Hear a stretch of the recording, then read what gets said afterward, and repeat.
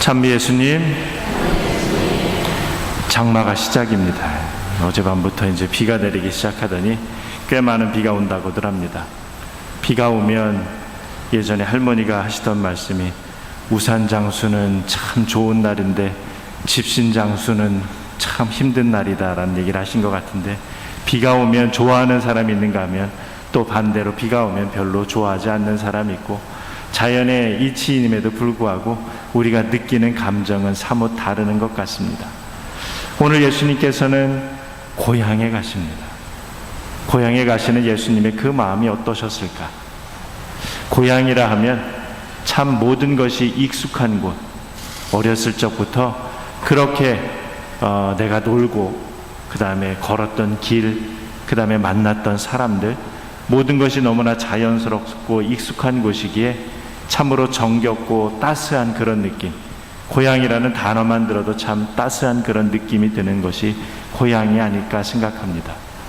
더더군다나 예수님 입장에서는 그 당시에 사람들의 풍습은 자신들이 살았던 그 고장에서 가족 친지들과 함께 그렇게 살아가는 모습이 보통의 그런 모습이었다면, 예수님처럼 이제 타지에서 생활하시던 그분이 고향을 찾아가신다라고 하는 것, 그것은 또 다른 설렘이요, 또 그리움이요, 기대감이 있지 않았을까 생각합니다. 그런데 그런 기대감과는 조금 멀게 예수님의 그 모습을 바라보는 그 친척들이나 그 나자렛 고향의 사람들의 그 모습의 첫 반응은 사실은 놀람이었습니다. 그 놀람이 어떤 놀람이었냐면 긍정적인 놀람이었죠. 시작은 저 지혜가 도대체 어디서 왔을까? 그 모든 것을 어떻게 저렇게 가질 수 있었을까? 저 손으로 기적을 베풀다니 하면서 그 놀람은 없던 것에 대해서 많은 것을 가지고 있는 예수님에 대한 놀람이었습니다. 그 놀람은 처음에 시작될 때는 굉장히 긍정적으로 시작했겠죠. 명절때가 되거나 이러면 고향을 찾아 내려가는 사람들, 객지, 타지에서 생활하면서 성공했던 것을 보여주기 위해서 차도 좋은 거를 타고 내려가고, 옷도 좋은 것을 입고 내려가고, 선물도 바리바리 싸가지고 고향을 찾아가서 고향 사람들로부터 누구네 집 아들이 성공해서 내려왔나 보다라고 그런 소문을 듣고 싶어 합니다. 그러나 예수님은 그런 소문을 듣고 싶어 하지 않으셨습니다. 지극히 평범하고 지극히 일상적인 모습으로 그렇게 고향을 찾으셨습니다. 평범함이 너무 지나쳐서 그런지 그 평범함 속 안에서 예수님을 바라보는 그 고향 사람들의 시선은, 그 놀라움으로 시작된 그 시선이 사실은 놀라움으로만 그치고 예수님을 그렇게 구세주이신 그분으로 모셨다면 그 고향 사람들은 얼마나 행복한 사람이었을까라는 생각을 해봅니다. 시골에 이렇게, 특히 태안의 내리에 가다 보면 시골 마을은 가끔씩 플랜카드가 걸려 있지요. 누구 집 아들 무슨 대학교 박사학위 취득, 누구 집 아들 어디에 입사. 서울 같으면 그런 걸 붙여놓으면 좀 우습다라고 얘기할지 모르는데, 그렇게 시골 사람들 앞에서는 무언가 다른 지역 사람들보다 더 많이 갖고 있는 것, 더 많이 배운 것에 대해서 자랑하고 싶고 드러내고 싶은 것이 사실입니다. 그러나 예수님께서는 제자들과 함께 그렇게 방문하시죠. 머릿속으로 상상해 볼 수 있는 제자들의 그 모습, 지극히 평범하고, 직업을 뭐라고 하는 것이 아니라 그 당시에 그리 화려하지 않은 직업이었던 어부들, 그들과 함께 이렇게 고향을 찾은 그 모습은 사람들로 보기에는 혹시라도 실패한 인생, 그런 인생처럼 보이진 않았을까 생각해 봅니다. 그러나 예수님께서는 그러한 모든 것에, 외적인 것에 연연하지 않고 회당에서 안식일에 가르치기 시작합니다. 그 말씀 한마디 한마디는 진정 살아있고 힘이 있고 모두에게 희망을 주는 구원의 메시지였기에 모두가 다 감탄에 맞이하면서도 가장 가까이 살았던 그들은 그것 안에서만 끝나는 것이 아니라 그 이면을 돌아봅니다. 예수님이 자기들에게는 없는 것을 갖고 있는 그 모습에 놀랐던 모습이지요. 나중에 예수님도 놀라는 모습이었습니다. 그러나 놀람의 예수님의 그 모습에는 자기와 함께 살았던 사람들, 자기 고향 사람들에게 없는 것 때문에 놀라는 거지요. 타 지역에 가서 복음을 선포하면 모두가 다 믿는, 믿음으로 꽉 찬 그 마음을 보기에 예수님 역시 그 구원의 소식을 전파하는데 아무런 거리낌 없이 모든 것을 다 쏟아내어 주시고 싶은 그 마음이었습니다. 그러나 정작 나자렛 고향에 와서는 그들의 텅 빈 믿음, 불신앙 때문에 예수님은 놀라십니다. 어쩌면 예수님의 놀람과 고향 사람들의 놀람이 너무너무 비교적으로 대비된다라고 하는 거죠. 우리는 매일의 삶 안에서 어떤 식의 놀람을 갖고 있는가?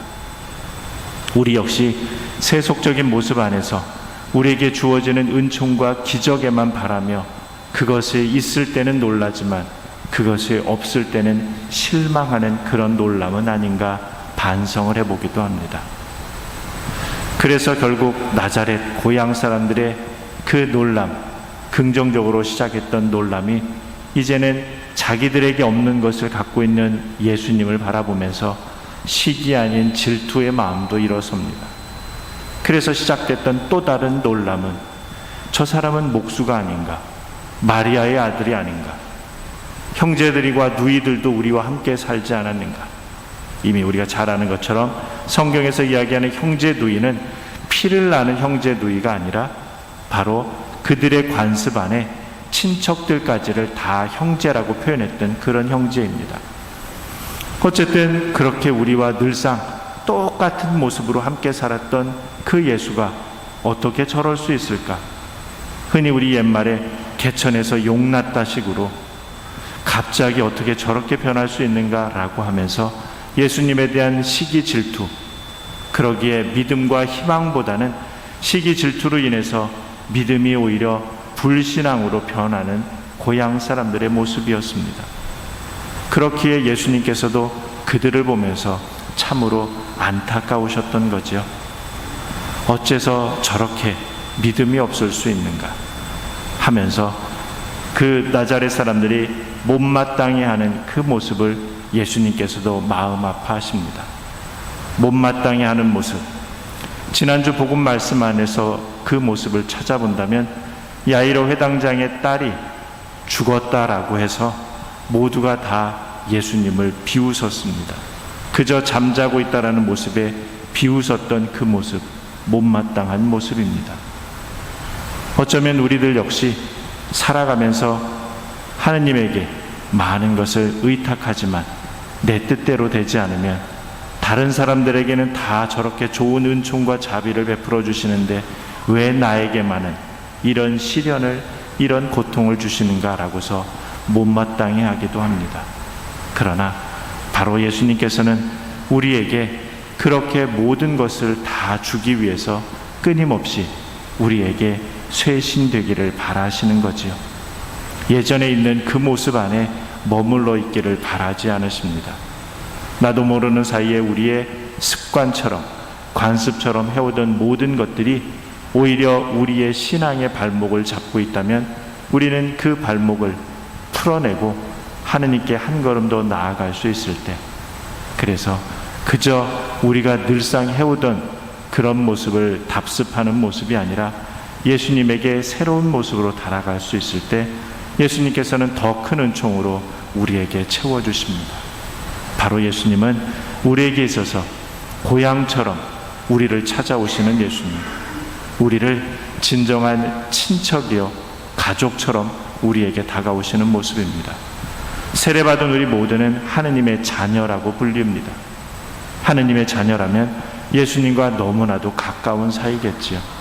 물론 현행법상으로는 친척이라 하면 혈족으로 8촌, 인척으로 4촌, 배우자까지를 현행법상으로는 친척이라고 이야기는 하지만 바로 우리들은 그 어떤 관계보다도 예수님과 함께 가장 가까운 그런 사람들입니다.